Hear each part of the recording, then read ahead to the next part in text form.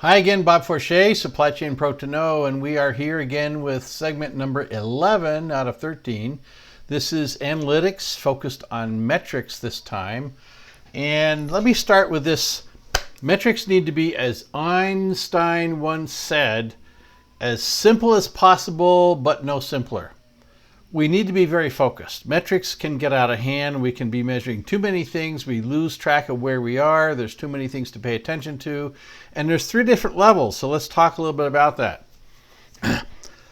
One of the reasons we have a balanced scorecard is so we can have a way to articulate how do we connect the dots between strategy, tactics, and operations.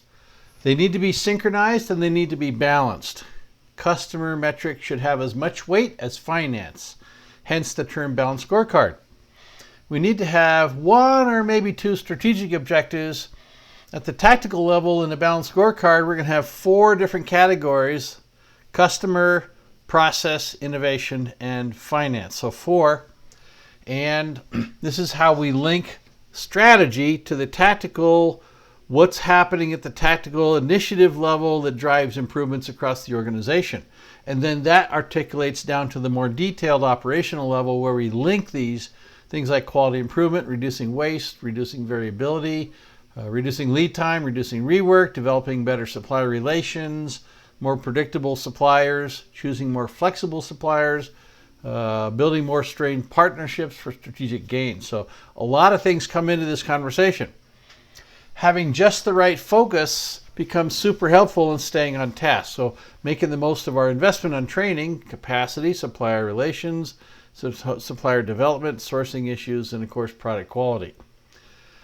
Having too many KPIs means we get lost. We need to be very careful we don't go further than we probably need to.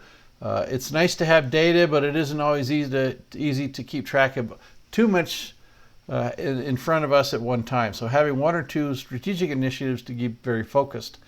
Having the right metrics underneath that. So here's some ideas, then we can talk about FVA, forecast value added, service level versus inventory, lead time, obviously, supply chain management cost as a percent of revenue, a very interesting metric, customer lifetime value, cash to cash conversion and inventory turnover, excess and obsolete inventory levels, days of supply, weeks on hand. Very interesting ways to look at your inventory. Time to market, total cost of ownership and landed cost, cost to serve, revenue per employee. There may be other factors such as on-time delivery. Some companies are all about on-time delivery. Other companies are going to be focused on product availability. So are things always available and a customer can select whatever they want? Sometimes it's about fill rate. Sometimes it's about lead time. Warranty failure rate, out-of-box quality, first pass yield, rework, scrap, cycle time versus tack time, upside and downside adaptability. So I've given you several different things here to think about, and this is definitely not an exhaustive list. So on the topic of metrics, we need to be able to communicate metrics. A dashboard is probably going to be very helpful to make it clear, so with the punch of a button we get the refresh that's going to be very current, very timely. Any ERP system can be challenging to get data out of, so one of the challenges is to be able to get the right metrics and get the right data to provide the information we want in a timely way across the organization. So with that, I will leave you to think about what your metrics look like. Are they serving you well?